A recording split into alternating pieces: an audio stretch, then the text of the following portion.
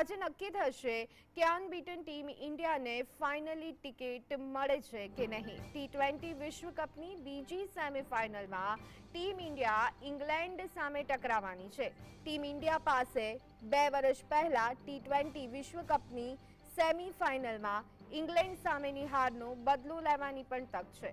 આજના મુકાબલામાં સૌથી મોટો વિલન વરસાદ બની શકે છે, કેમ કે ગયાનામાં દિવસ દરમિયાન વરસાદની આગાહી છે અને સેમીફાઇનલ માટે કોઈ રિઝર્વ ડે પણ રાખવામાં આવ્યો નથી।